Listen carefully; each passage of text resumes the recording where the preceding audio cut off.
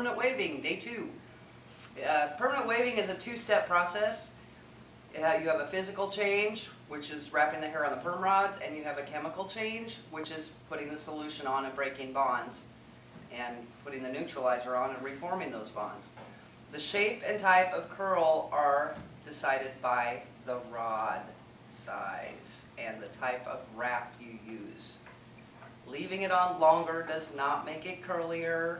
Clients want to tell you that all the time, but it doesn't make a difference. It is the rod size and the shape. If you're using a straight rod or a concave rod or a loop rod or a bender rod, there's all kinds of different rods you can use, and the method you wrap it. Selecting the proper rod and technique is essential to have a successful perm. If you use the wrong perm technique, you wrap it the wrong way, whatever, it's not going to turn out the way you wanted it.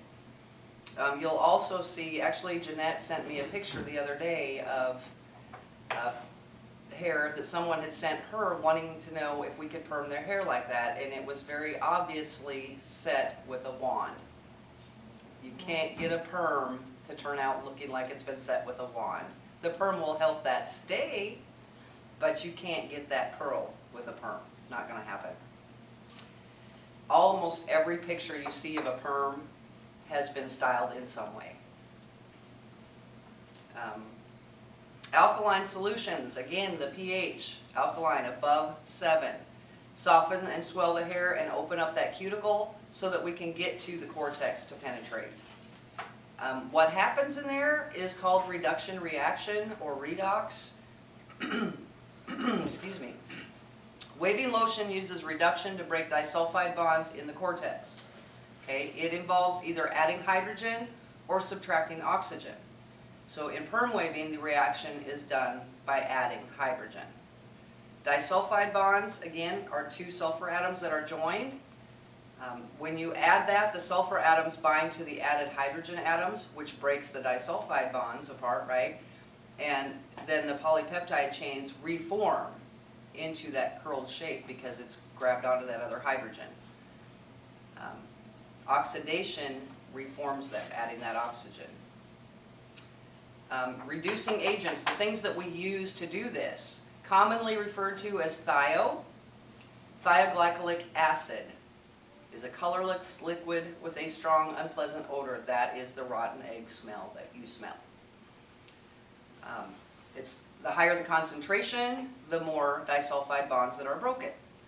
Ammonium thioglycolate is adding ammonia to your thioglycolic acid. The addition of this makes the solution more alkaline and is a reducing agent in your alkaline perms. Okay, ammonium thioglycolate, also known as ATG.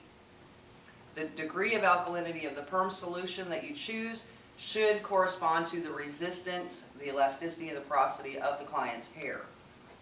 So make sure you're choosing the right perm. That's what this is all about. Okay, types of perms. Alkaline perms, 1941. Alkaline perms came out. Cold waves, use ATG. They process at room temperature. They usually have a pH between 9 and 9.6. Test question. Versatage that we use here is 9.5. Acid waves use glycerol monothioglycolate. So it's still got that thio in there, but it's not ammonium, it's glycerol. Main ingredient in true acid and acid balanced waves has a low pH. Zone control is 7.7. Clientage is 8.2. True acid, early 1970s they came up with these. pH of 4.5 to 7. And what is the pH of hair? 4.5 to 5.5. There you go.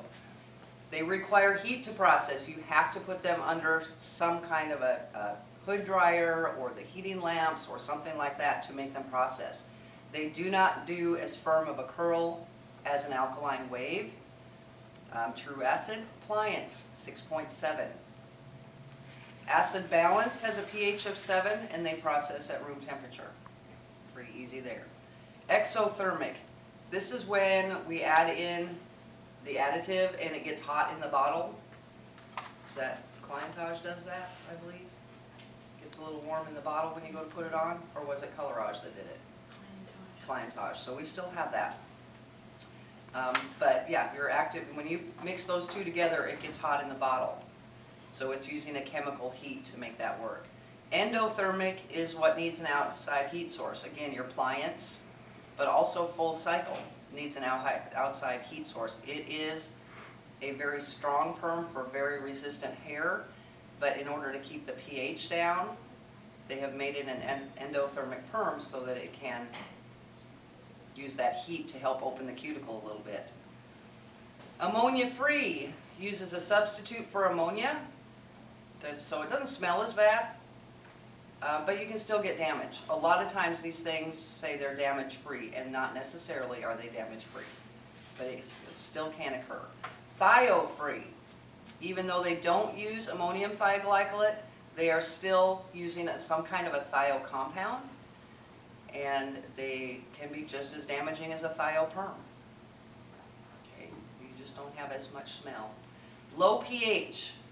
Low pH uses sulfates, sulfites, and bisulfites instead of ATG.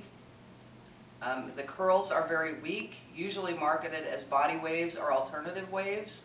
Matrix used to have one of these back in the day, and I loved it. It was called a Baboon Perm, and it was a 6-week perm. That's what they billed it as. It was just body, and it only lasted about 6 weeks. And it was fabulous, but for some reason, it didn't work out for them. Always follow the manufacturer's directions. Read those things, but these are some general things. Most processing, test question, most processing happens in the first 5 to 10 minutes. Over-processed hair, the hair has lost its integrity. It can't hold that curl. It's just not strong enough to hold the curl. Under-processed hair, usually the hair at the scalp is less curly in the ends, means you didn't leave it on long enough. You can re-perm this. With the over-processed hair, it's going to be kind of straight and fuzzy looking, and people are going to want that re-perm, but you have got to recondition that hair and build the integrity up before you can re-perm it. Under-processed hair, you can go right in and re-perm it right away. Neutralizing deactivates the waving solution. It rebuilds the disulfide bonds back into that shape so that it keeps it there. Okay, so the waving lotion softens and makes it curl around the rod, and then the neutralizer hardens it back up along the rod. Rinse for a full 5 minutes. And I know most of you have heard me say, when you have a fine-haired client, when you think you're done rinsing, rinse again. Rinse some more. The better you rinse, the less they'll stink. Bend down and smell them when you think you're done rinsing. It should, and mine kind of has, I smell like an iron type of smell when I know that it's out. Towel blot thoroughly. Again, these are just general. Make sure that you're following whatever that manufacturer says. So towel blot thoroughly. Don't just use one towel. Just towel blot it. Air neutralize. Our perms here, air neutralize for 5 minutes. Okay, don't skimp on the 5 minutes. Apply your neutralizer, top bottom of each rod. Leave it the full 5 minutes. This is what's hardening that curl back in. If it does not get neutralized well, your curl's going to droop. It's not going to be true to rod size, and the perm's not going to last very long because you didn't get those bonds hardened back up. Try to remove the rods without stretching the hair. This is kind of hard to do sometimes with the loops. Don't want to pull on that hair. Work the remaining neutralizer. If you have any left in your bottle, put that on, or whatever. If you don't have any left in the bottle, work through what's in that hair for about a minute, and then rinse thoroughly with low to medium pressure. You do not want to blast that curl out of there. That's it.